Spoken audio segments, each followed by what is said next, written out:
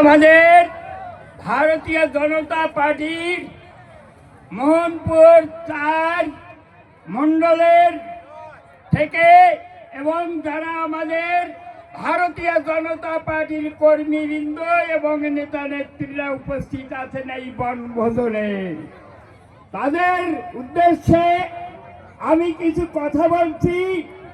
আজ আমাদের ভারতীয় জনতা পার্টি আজ সনাতনীদের একতাবদ্ধ করার দিন আমাদের এসেছে। তাই আমরা সনাতনীরা আজ এই বনভোজনে আমরা যারা বনভোজন করতে এসেছি তারা সকলে মিলে ভাই বন্ধু এবং ছেলে মেয়ে যারা উপস্থিত হয়েছে তাদের নিয়ে আমরা বনভোজন করছি। এখন আমাদের বনভোজনে আমাদের সেবা করানো হচ্ছে। তাই আমি কিছু কথা বলতে চাই ভারতীয় জনতা পার্টির উদ্দেশ্যে। তাই বন্ধু, আমরা যারা আজকে ভারতীয় জনতা পার্টির এই যে আমরা বনভোজন করছি, এটা আমাদের বনভোজন উদ্দেশ্য শুধু নয়, আমাদের সনাতনীদের একতাবদ্ধ হতে হবে। এই একতাবদ্ধের মাধ্যমে আমাদের এই পশ্চিম বাংলায় যে দুর্নীতি চতুর্দিকে ঘিরে ফেলেছে তাকে উপড়ে ফেলে দিতে হবে।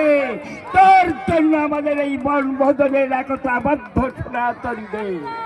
তাই বন্ধু, আমাদের প্রধানমন্ত্রী নরেন্দ্র দামোদর দাস মোদীজি যে পরিকল্পনা আমাদের জন্য সাজিয়ে রেখেছে একের পর এক, তাই আমাদের এই পশ্চিম বাংলা যে আমরা নিরুপায় হয়ে আছি, আমরা বঞ্চিত হয়ে আছি, তার উদ্দেশ্যে আমাদের কাছে ভুরি ভুরি তারা আজকে যোজনা করে পাঠিয়েছে, আমাদের কাছে পৌঁছাচ্ছে না।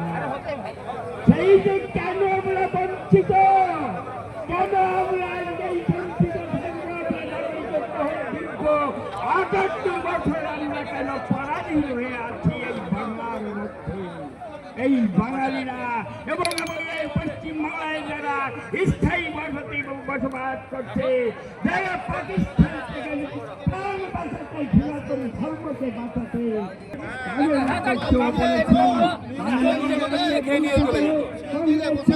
তৃণমূল